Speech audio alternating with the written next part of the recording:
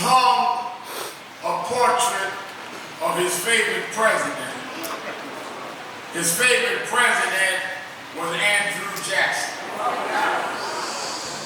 Andrew Jackson was the president that nominated to the Supreme Court Judge Roger Taney.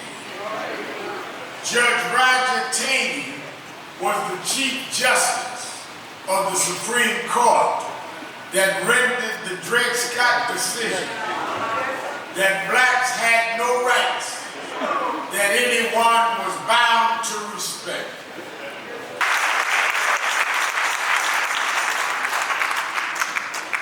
While I was on my way here, they said to me that President Trump called the mayor of New York late night, invited him to come down to the inauguration. I said, well, he should have called, because I got him in town anyway, Corey Weiss. There was a white female viciously beat, despicably raped in Central Park. New York police went and corralled 5 young black and brown men, coerced them into signing confessions, put them in jail. One of them others called us. We had just started National Action Network. We went and stood up for them. They called me everything but a child of God. Said that I was condoning raping and beating and demagoguing. But I stood up for them. And some 13 years later, a young man in his cell confessed his cellmate. He said, you ever heard of the Central Park 5? Cellmate said, yeah, I remember that. He said, you know, they didn't do that, I did. The cellmate trying to get favor to get himself out of jail early, told the warden. And they went and did the DNA check and found out the guy in the cell matched the dress of the bloody woman that had been beaten. They had to therefore let it turn around and exonerate these 5 young men. The least I could do for Mr. Trump is bring one of the Central Park 5 to town. I'm sure he won't invite him. I want him to know Terry Weiss is still alive.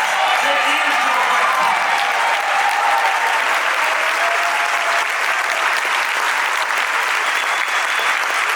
Raise your hand, Terry Weiss. How are you, Mr. Trump, on Martin Luther King Day? Gonna pardon folks that beat up police officers.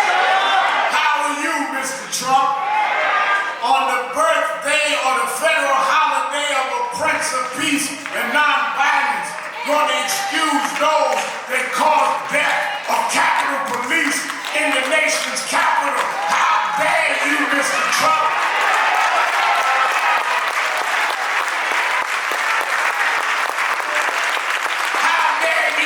King Day. Talk about making heroes out of haters. How dare you? On a federal holiday for the man that brought the Poor People's Campaign to the United States, that you bring some tech billionaires to church this morning that need to be repenting for the disinformation and the sinful assimilation.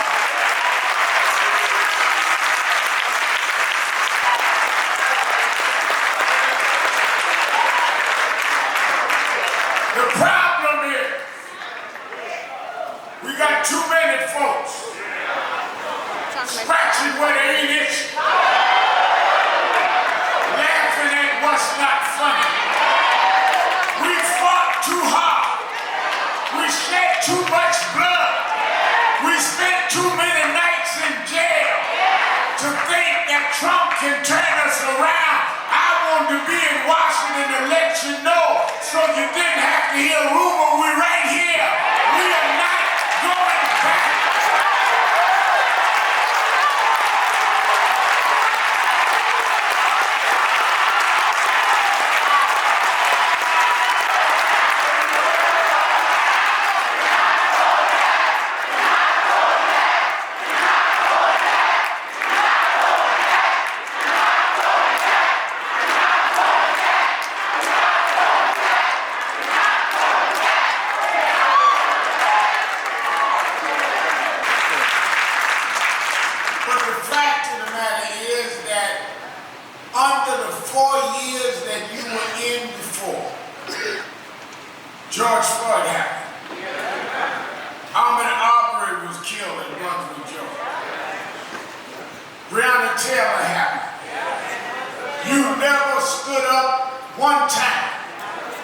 justice for any of them.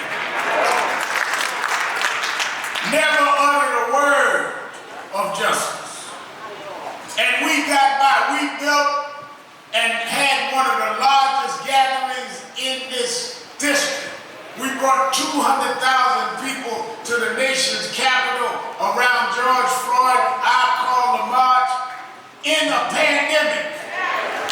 You were right in the White House. We marched around with Aubrey. We convicted the police in George Floyd. We convicted the police in Aubrey.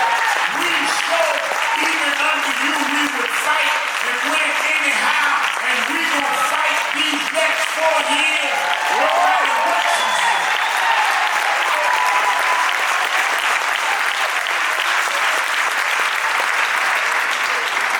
Everything that Dr. King stood for is at risk with this president and this Congress. What is Dr. King known for? Standing up for economic rights, standing up for equal rights, standing up for civil rights. And all of that, this president, against women's right to choose, against equal rights for gay, against the whole question of diversity, equity, and inclusion. 1619. We were brought here as a result of slave trade.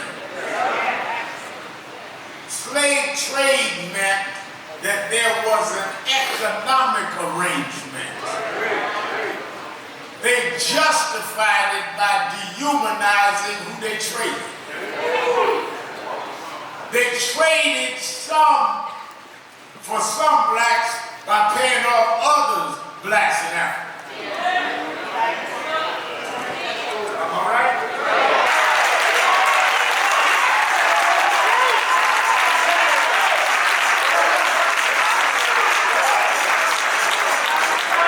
They brought us here in 1619. The biggest ports of enslaved Africans was in Charleston, South Carolina, and New York. That's where Wall Street came from. They built the wall to protect the colonialists from the Native Americans. Named it Wall Street, they built it with free labor. Now, watch this. The Mayor Memorial, one of our board members, from 1619 on, we were here slaves. They didn't even write the Declaration of Independence and declare their independence from King George until 1776, which meant we had already been slaves 150 years before the country ever became independent. You worked us before there was a country. Not only did you work us, you broke us down. Took our families, sold mama to Alabama, sold daddy to Mississippi, sold our brothers and sisters to North Carolina, never to reconcile. And now you got the nerve to get on Fox talking about what happened to the black family. That's what happened to the black family. If whites, because there were some whites that were always abolitionists. If they were caught teaching us how to read and write, they'd be prosecuted. And for all those years, we were in that circumstance. Then they decided they did not want the humiliation and the continuation of being called names in the world stage. And people started rising up. William Lloyd Garrison, a white from New England, and Frederick Douglass, a runaway slave. I was at a seminar a few years back, Reverend Al, and everybody was talking about the talent that some of the slaves had to have. And I thought it was one of the most ridiculous things I ever heard, Bishop Mason, is that some folk talk about what kind of slave It could be some singing slaves, some dancing slaves, some eloquent slaves. I ain't never wanted to be nothing but a runaway slave.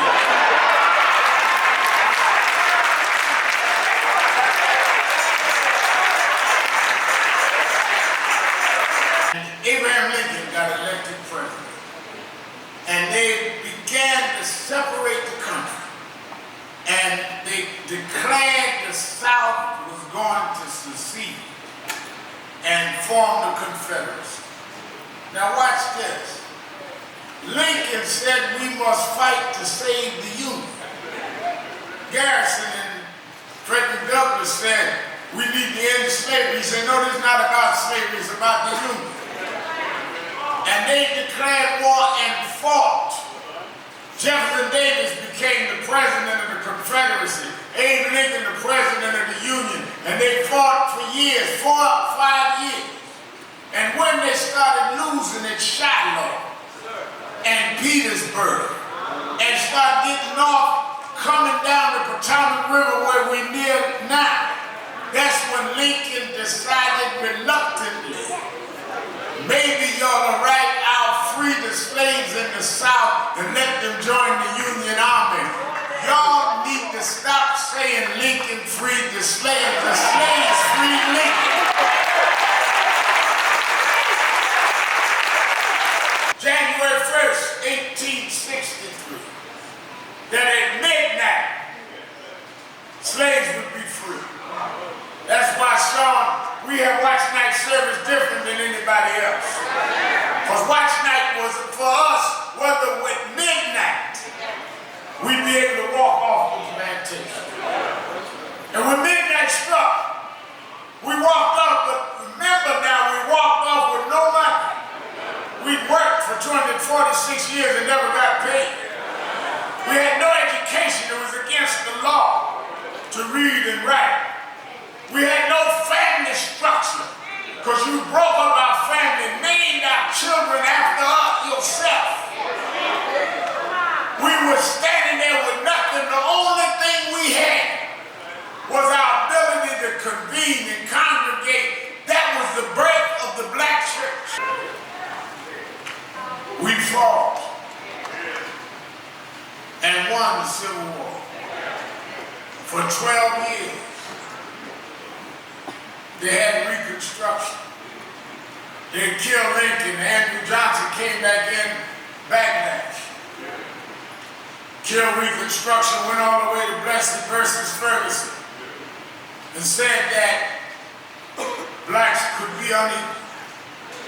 We were defeated not just because, as Reconstruction went in, they formed the Ku Klux Klan, White Citizens Council, but what turned us back and what reduced our humanity was not just the white supremacists in the white robes. It was the white supremacists on the Supreme Court in the black robes. They changed the laws and made Jim Crow legal. And therefore lynching became the order of the day. They lynched 5,000 blacks between the end of Reconstruction and the 1950s. They lynched more blacks after slavery than during slavery. Because they didn't kill us in slavery because they needed slaves.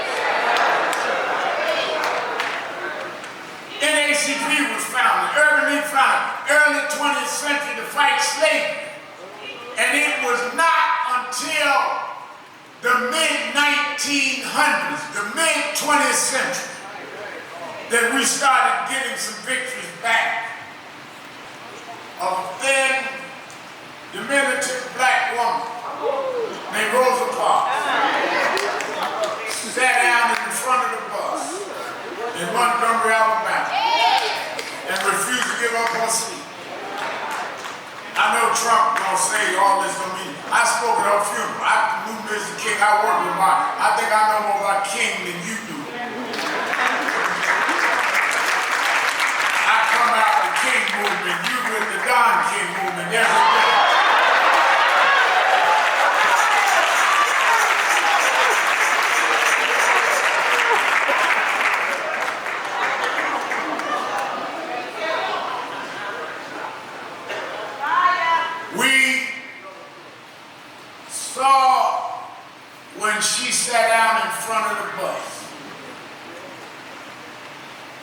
she was arrested because the law was that she had no right to sit in the front. A black preacher in that town named Martin Luther King got with the other ministers. And Alfonso, they said the law is against us. Society is against us.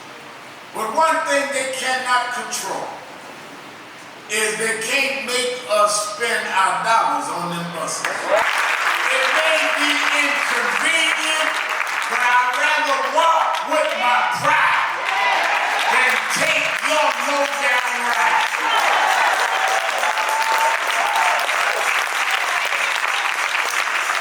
Martin Luther King did not go into history singing hymns. He did not go into history making eloquent speeches. He could do both. He went into history because he taught the people in Montgomery and later people around the world, if we discipline our dollars, we would make folk understand in his inaugural address that he is going to end DEI this week. He's going to put out his executive orders. You have all these corporations that are saying they're going to back up off DEI. And why do we have DEI? We have DEI because you denied us diversity. You denied us equity. You denied us inclusion. DEI was a remedy to the racial institutional bigotry practiced in academia and in these corporations. Now you want to put us back in the back of the bus. We're going to do the Dr. King Rosa Parks on you. We're going to call you out one by one, and we're going to shut you down. Trump talking about he wants to build a society of colorblind. Dr. King told us to be proud of who we were. Why do we have to be colorblind? No, we can acknowledge each other's color and treat each other equally. Why do I have to act like you ain't who you are? No, be color conscious and then respected and treated equally. We were slaves because of color. We were segregated because of color. Now you're going to be blind? Don't be blind to my history. Equal out what you made unequal.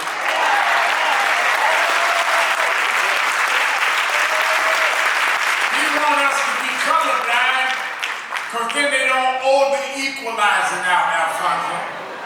As long as we got to deal with color, then you got to deal with the lack of diversity. As long as you don't deal with color, you got to deal with the lack of equity. But if we colorblind, we're all the same thing. We're not the same thing. But we can be on the same page. Because the same people that don't like blacks, don't like browns, don't like gays, don't like women, we all got the same image. And we may not agree on everything, but we got to agree we got to fight this enemy together.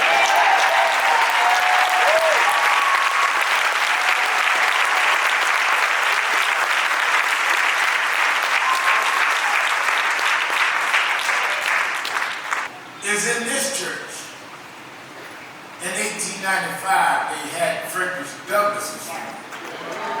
On this church, they brought Rosa Parks back.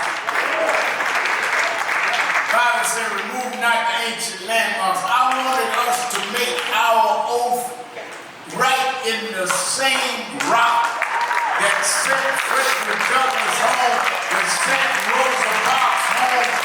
This is sacred ground.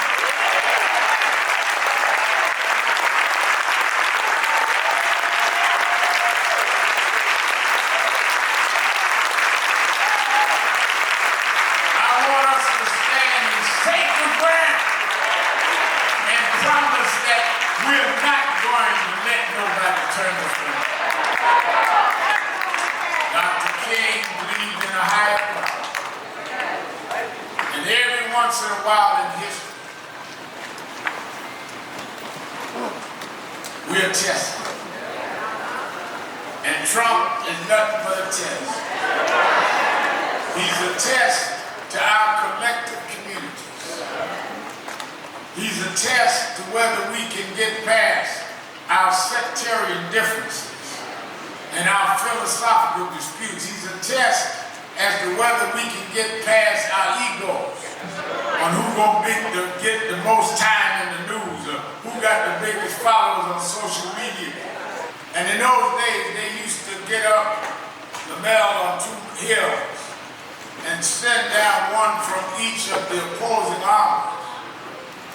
And they would duel, and whoever won, that was the winner. The Philistines had this particular year a giant, 7 foot tall, had a sword that was so heavy he had to have an armor-bearer carry. And he came down in the mid-place and challenged the Israelites. Said, send me one of yours, just send me one. He said, I'll make a deal with you. He said, if you kill me, whoever you send will be your slave. But if I kill you, then you become mine. And this big giant threatened him. He had all the power, he had all the strength. He appeared omnipotent. And all of the Israelites who've been trained in warfare, who've been to boot camp, who've been given the skills of war mission, but they was afraid to fight this giant. But there was a little boy. He wasn't even in the army. His daddy sent him to run an errand to his brothers. And while he was running the errand, he heard about this giant. And he said, who is this giant that defies the gods of Abraham and Isaac? If nobody will fight him, I'll fight. His brothers told him, you be quiet. You can't fight. You ain't been to boot camp. You ain't had no training. He said, that's true. I'm just a shepherd boy. But I didn't have a degree in nothing else. But one day I looked up and a lion and a bear had grabbed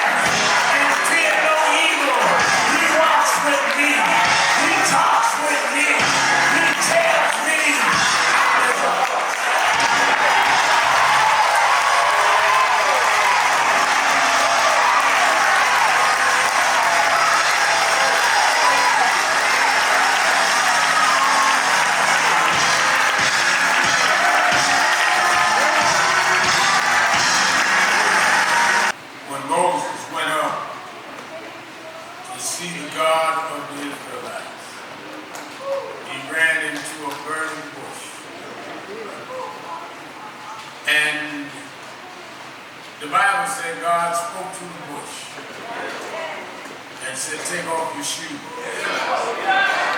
You're standing on holy ground. I call for y'all to come from all over the country to Metropolitan. But I want you to know you're standing on sacred ground. And as we get ready to take this oath, don't stand on the ground where Frederick Douglass lay. Don't stand on the ground where Rosa Parks lay. Unless you're going to really do what it is we committed to do. Because we wrestle not against flesh and blood, but against wickedness, principality, wickedness in high places. I want everyone, if you're resolved, to just raise your right hand and repeat after me. I state your name, Al Sharpton, do solemnly commit that I will stand up and rise up in the name of Dr. King, in the name of Frederick Douglass, in the name of Rosa Parks, and I will defend equality for all, diversity, equality, inclusion, women's rights, LGBTQ rights, immigration rights. I take this oath